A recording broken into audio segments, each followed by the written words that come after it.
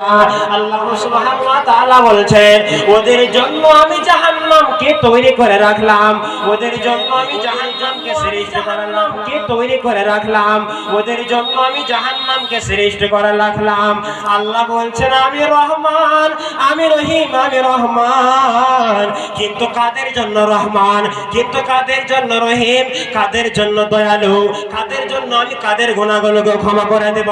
যে বান্দাগুলো আমার বিধান মেনে চলবে, যে বান্দাগুলো 5 ওয়াক্ত নামাজ বরাবর করবে, যে বান্দা পৃথিবীর বুকে আল্লাহর ভয় রেখে চলাচল করবে, আল্লাহ বলছেন আমি ওই সকল বান্দাদের জন্য রহমান, আমি ওই সকল বান্দাদের জন্য রহিম, যে বান্দা আমার বিধান মেনে চলবে।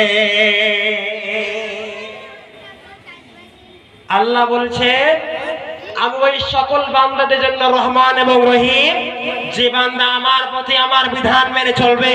কিন্তু আজকে আমরা আল্লাহর দয়া পেতে গেলে, আল্লাহর বিধান মানতে গেলে আল্লাহ সুবহানাহু ওয়া তাআলা বলছেন আমাদেরকে করতে একটাই কাজ হবে, আল্লাহর ইবাদত করতে হবে।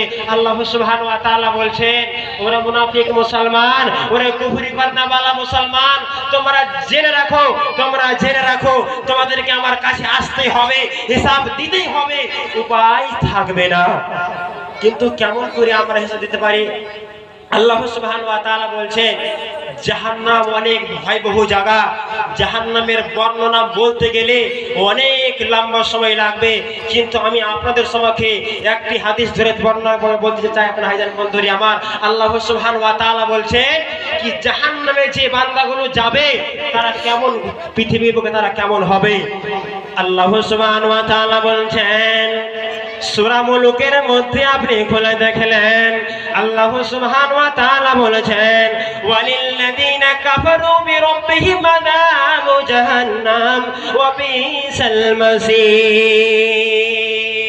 আল্লাহ বলছেন বান্দারে, আমি কোন বান্দাকে চাই না কি আমি কোন বান্দাকে জাহান্নাম প্রবেশ করাই, আমি চাই না কোন বান্দা জাহান্নাম যায়, আমি চাই না কি আমার বান্দা কোন বান্দা জাহান্নাম প্রবেশ করায়। কিন্তু আমি এমন আল্লাহ, আমি এমন রহমান, আমি এমন রহিম, আমি বান্দাদের কাছে কোরআন পাঠানোর পরে, আমি বান্দাদের কাছে নবী পাঠানোর পরে, নবীর সুন্নাত পাঠানোর পরে ওই সকল বান্দাগুলো কি করত?